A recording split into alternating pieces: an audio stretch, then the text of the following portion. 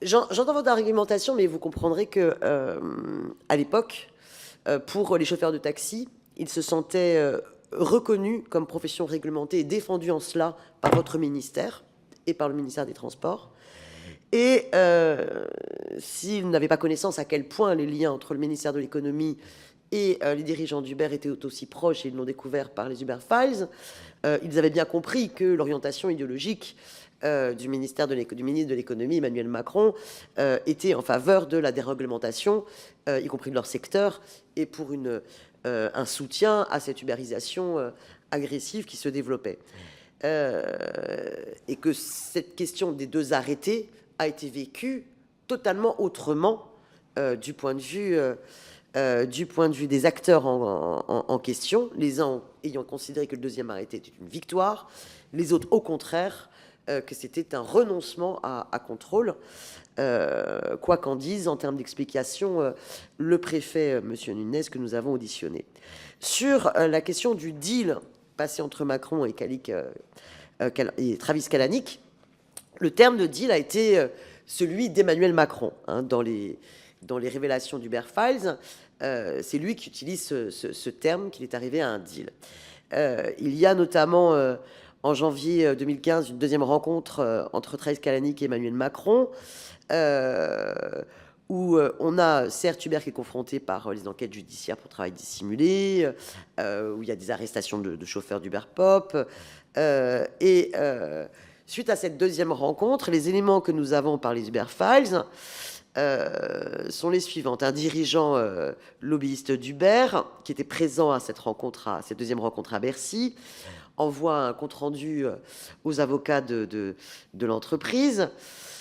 Il parle d'Emmanuel Macron. Il est favorable à une licence light pour les VTC et par conséquent un allègement significatif des conditions requises renforcées par la loi Thévenoud. Et l'objet du deal donc, va être... on s'est mis d'accord avec Emmanuel Macron sur un process en 2 temps. Proposer un ou plusieurs amendements à la loi Macron avant demain soir afin de modifier la réglementation actuelle introduite par la loi Thévenoud. Donc une volonté d'essayer de torpiller, de déconstruire en fait la loi Thévenoud. 2, nous avons une fenêtre de 4 semaines pour mener une campagne de communication avec Macron afin de faire accepter l'idée qu'une licence VTC light serait une solution pour l'emploi et la mobilité. Dans ce contexte, il s'agira de trouver le moment opportun pour rédiger un décret abolissant le régime proposé par la loi Thévenoud et introduire une réglementation plus souple. Ce que je commence à comprendre sur toute cette période, c'est que nous avons des ministères très attachés à l'état de droit, le ministère de l'Intérieur, le ministère des Transports, le Premier ministre de l'époque, je pense, nous l'interrogerons, et un ministère de l'économie qui pense nécessaire, par disruption, par choix idéologique, de déréglementer très fort. Bon, jusque-là, à la limite, c'est un débat politique au Premier ministre de trancher et au débat parlementaire de pouvoir, en transparence, délibérer sur la définition de l'intérêt général. Le problème, c'est que la démultiplication des rencontres entre Emmanuel Macron et les lobbies d'Uber sont dans l'opacité la plus totale. Ils ne sont pas inscrits dans les agendas, ils ne sont publics de personne. Et on sent qu'il y a une volonté, y compris stratège, y compris manœuvrière, de la part du cabinet et de l'équipe du ministre de l'économie de l'époque, pour imposer un débat avec un réseau de députés qui vont défendre des amendements, et tout cela dans une opacité. Sur la stratégie, par exemple, des amendements, nous avons auditionné Luc Bello, et au regard des documents qui étaient en notre connaissance transmis par le consortium des journalistes, et on voyait bien que, par exemple, certains amendements qui étaient notamment pour remettre en cause le retour au garage des chauffeurs VTC, certains amendements, il avait été acté entre l'équipe d'Uber et l'équipe de Macron que le ministre de l'économie donnerait un avis défavorable. Donc il s'agissait d'amendements, entre guillemets, pour faire un leurre, pendant que se préparait l'allègement de la formation.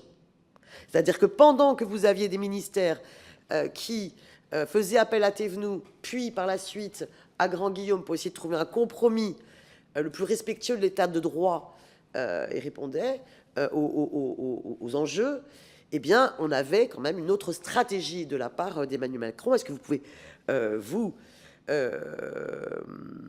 que pouvez-vous dire de ce qu'il se décidait entre vous et de la connaissance que vous aviez sur toutes ces stratégies, notamment de manœuvre par le biais de parlementaires? Bon, d'abord, je ne pouvais avoir à connaître que ce qui relevait de mes compétences ou que des réunions auxquelles je participais. Par la force des choses, je ne pouvais pas connaître de ce qui m'était étranger. Et ça valait à l'époque, ça vaut aujourd'hui encore. Deuxièmement, j'ai lu qu'il y avait toute une série d'amendements clés en main qui avaient été préparés à l'attention de parlementaires qui les avaient pris in extenso. J'ai été dans cette maison pendant un très grand nombre d'années. Je trouve ces pratiques très contraires à la conception qui est la mienne du rôle de parlementaire, parce qu'un parlementaire, il porte des considérations d'intérêt général. Il peut bien entendu recevoir des gens, c'est pas interdit. Avec la loi Sapin et l'article 25 de la loi Sapin et les règlements mis en œuvre au sein des assemblées, les choses ont beaucoup changé depuis, c'est très bien, nous l'avons voulu, et nous avons eu raison de le vouloir compte tenu des pratiques qui ont été révélées et dont vous venez de faire état dans votre question. Donc que tout cela ait existé, c'est fort possible, mais même si tout cela a existé, tout cela ne pouvait pas échapper à la manière dont se conçoit le travail législatif dans un État qui fonctionne normalement. Je m'explique. Lorsqu'une série d'amendements sont préparés émanant de parlementaires ou qu'il s'agit d'amendements gouvernementaux à un texte de loi aussi important que celui auquel vous faites référence, il y a une mécanique interministérielle qui se met en place. Cette mécanique interministérielle conduit le cabinet du Premier ministre sur l'ensemble des sujets dont le Parlement aura à connaître à arrêter la position que le ministre prendra au banc du gouvernement. Donc, même si le ministre de l'économie et des finances avait l'intensité de l'activité qui est décrite dans les articles que vous venez d'évoquer, de toutes les façons, le ministre de l'économie et des finances n'aurait pas pu échapper à la logique interministérielle, parce que moi, je n'étais pas d'accord avec cette orientation. Mes collaborateurs étaient autour de la table lorsque la décision interministérielle se prenait à Matignon. Le ministre des Transports de l'époque, il y en a eu deux. Première partie, ça devait être Frédéric Cuvillier, ensuite Alain Vidalis, avaient leurs propres opinions. Donc, Emmanuel Macron n'était pas encore à la tête d'un dispositif totalement vertical qui le conduisait à décider de tout à tout moment. Il était ministre parmi d'autres.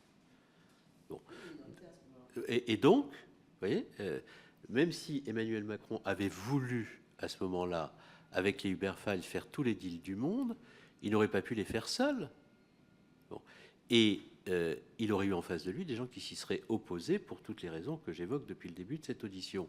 Et à aucun moment, il n'aurait pu, au banc du gouvernement, si l'État avait fonctionné normalement, il a fonctionné normalement à ma connaissance, donner un avis à un amendement parlementaire qui n'aurait pas fait l'objet d'un accord du gouvernement décidé en interministériel. Parce que c'est ainsi que fonctionne l'État. Quels que soient ceux qui dirigent l'État, c'est ainsi qu'il fonctionne, sinon il dysfonctionne.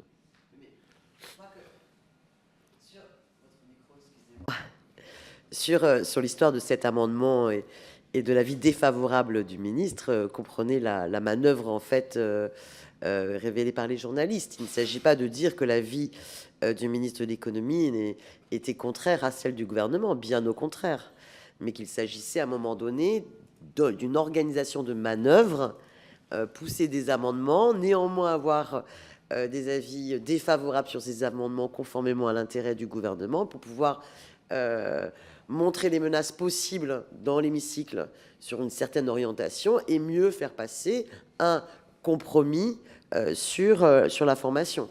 En tous les cas, c'était visiblement des stratégies de manœuvre qui n'avaient pas été, qui étaient restées dans l'opacité, que ce soit y compris même pour les porteurs d'amendements, les députés porteurs d'amendements, et a priori, vous me le confirmez, du point de vue des différents membres du gouvernement. De ça, ces procédés. C'est totalement contraire à la conception de la Ve République à laquelle on me reproche parfois d'être très fortement attaché. Ça, c'est de la tambouille. Et ce que j'ai vécu au sein du gouvernement lorsque j'y étais, c'est qu'il y avait un dispositif qui protégeait l'État de toute tentation tambouillarde, c'est le processus interministériel portant une vision d'intérêt général. Et je n'ai pas vu pendant cette période, quelles que soient ses orientations, ses souhaits politiques, sa volonté disruptive, etc., le ministre de l'économie de l'époque échapper à la logique interministérielle. Je mentirais si je vous disais que j'ai vu autre chose qu'un dispositif interministériel s'appliquant correctement. Alors, que ces manœuvres aient existé, etc., ça, vous pouvez être très attaché à un fonctionnement normal de l'État, souhaiter que ce soit des mesures, des considérations d'intérêt général qui président au positionnement de l'État et n'avoir aucune naïveté à l'égard de la manière dont les choses peuvent se passer.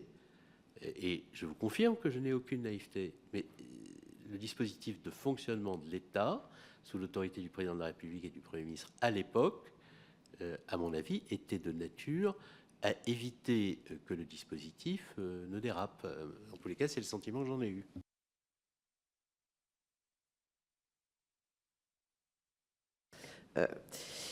J'entends, mais vous comprendrez que l'objet de cette commission d'enquête est quand même néanmoins de s'attacher à l'ensemble des révélations d'Hubert Files, qui montrent une énorme opacité dans toutes ces relations et ces échanges. Alors certes, nous sommes à ce moment-là avant la loi Sapin II, donc il n'y a pas d'obligation, même si je pense que on doit regarder aussi ces faits-là au regard de la loi Sapin II pour se dire, est-ce que la loi Sapin II aurait pu garantir moins d'opacité, plus de transparence? Et on voit aussi du coup, et nous y travaillons ardemment, à toutes les insuffisances du décret d'application de la loi Sapin II. Donc opacité, tambouille. Et par ailleurs, avant de donner la parole à ma collègue, vous avez été très attaché à montrer que l'état de droit était respecté, ou en tous les cas, il n'y avait pas de manquement de l'État à faire respecter l'état de droit. Je pense qu'il y a eu une véritable volonté affichée, c'est reconnu par les acteurs concernant votre ministère. Néanmoins, vous pourrez reconnaître que la loi Grand-Guillaume, d'abord la loi Thévenoud puis la loi Grand-Guillaume, de fait, n'ont pas été appliquées et ne sont pas appliquées en intégralité. Qu'aujourd'hui, par exemple, concernant l'objectif de réservation préalable et la nécessité de retour au garage pour les chauffeurs VTC, ces choses-là ne sont pas appliquées dans les faits. Est-ce que vous ne pensez pas que dans la stratégie de lobbying d'Uber, l'utilisation d'Uber Pop et le maintien d'Uber Pop après la première décision du judiciaire, lorsqu'ils font appel et avant que n'intervienne l'arrêté qui sera pris et qui mettra fin à l'appli effectif, même si la poursuite judiciaire, d'ailleurs, elle n'est toujours pas close, hein, elle est toujours en cours. Est-ce que vous ne croyez pas que Uber Pop a servi un peu de, alors venant de moi, n'en rigolez pas trop, mais de drapeau, de chiffon rouge, pendant que finalement Uber pouvait continuer à s'implanter sur le territoire. C'est-à-dire que Uber fait en sorte qu'on se préoccupe énormément d'Uber Pop. Les chauffeurs de taxi sont excédés par Uber Pop, qui est vraiment l'extrême dérégulation. Et pendant ce temps, Uber continue, alors que l'application classique Uber, elle aussi, contrevient à l'état de droit sur bien des domaines. Et résultat, les décisions que l'on prend, enfin, on fait interdire Uber Pop, mais les décisions que l'on prend comme un compromis, notamment sur l'abaissement de la formation, maintiennent aussi Uber en développement. Et dernière chose, aujourd'hui, vous avez dit une phrase très forte aussi sur le fait que vous souteniez la directive européenne en débat sur la présomption de salariat. Aujourd'hui, pensez-vous que cette directive devrait faire l'objet d'un débat à l'Assemblée nationale, puisqu'aujourd'hui, la position de la France n'a pas été rendue, entre guillemets, publique et débattue par les parlementaires sur cette directive présomption de salariat. Or, nous savons que les discussions en toute opacité entre les lobbies et les décideurs publics se poursuivent, ne se sont absolument pas arrêtées, et que c'est aussi l'objet de notre enquête parlementaire d'éclairer cela. Alors, il y a plusieurs questions dans votre question. La stratégie d'Uber était d'un cynisme total. Elle consistait à multiplier les fronts de façon agressive et disruptive pour obliger l'État à modifier sa réglementation de sorte qu'elle devienne favorable aux intérêts d'Uber, ce qui était inacceptable. Et ce qui me paraissait être souhaitable pour contrecarrer cette stratégie était de ne rien laisser passer à Uber sur aucun sujet, ni sur Uber Pop, ni sur le non-respect des dispositions législatives et réglementaires concernant les activités qui ne relevaient pas d'Uber Pop, ni sur les conditions d'exploitation des personnes par Uber, car quand on voyait le temps de travail des chauffeurs d'Uber Pop et ce qui leur restait après avoir travaillé des heures durant dans des conditions de déréglementation totale, c'était absolument inacceptable au regard de ce que sont les principes du droit français. Donc, je pense que vous avez raison sur ce qu'était la stratégie d'Uber. C'était effectivement ce que vous dites, c'est-à-dire une stratégie cynique, tous azimuts, destinée à obtenir la déréglementation la plus totale pour permettre non pas aux salariés, enfin aux chauffeurs d'Uber de pouvoir prospérer au terme de cette déréglementation, mais pour permettre à Uber de continuer à faire son business sans acquitter ses charges sociales et sans payer d'impôts en France, puisqu'il avait une petite activité en France qui ne justifiait pas d'une assiette fiscale permettant la fiscalisation de la totalité des revenus engendrés par son activité, ce qui n'était absolument pas le cas des taxis. Les taxis payaient leur impôt en France, il faut quand même le rappeler. Donc, oui, cette stratégie était celle-ci, et c'est la raison pour laquelle j'étais dans l'état d'esprit que je vous ai indiqué, c'est-à-dire ne rien laisser passer sur aucun sujet. Et que quel que soit le gouvernement qui aura à faire face à ces sociétés internationales qui procèdent ainsi, il aura de toutes les façons à témoigner de la même fermeté sur tous les sujets, quels qu'ils soient. Donc je partage votre diagnostic, et c'est parce que je partage votre diagnostic que l'action que nous avons conduite l'a été dans l'esprit que j'ai indiqué. Pour ce qui concerne le débat à l'Assemblée nationale, je ne veux pas m'élever au-dessus de ma condition. Moi, je ne suis plus dans cette maison, j'ai plus de responsabilité gouvernementale. Le principe que j'aurais tendance à défendre, c'est qu'il n'y a pas de débat dans cet hémicycle qui soit inutile. Et ces questions me paraissent suffisamment essentielles pour qu'un Parlement comme celui de notre pays puisse être amené à en débattre, bien entendu. Ces sujets sont fondamentaux. Ils sont les sujets par lesquels on parviendra, dans les années qui viennent, à maintenir des activités dans des conditions de respect des droits des salariés qui soient suffisantes pour éviter leur exploitation par des acteurs dont on a mesuré le cynisme. Merci. Je veux laisser la parole à notre collègue Madame Rouleau.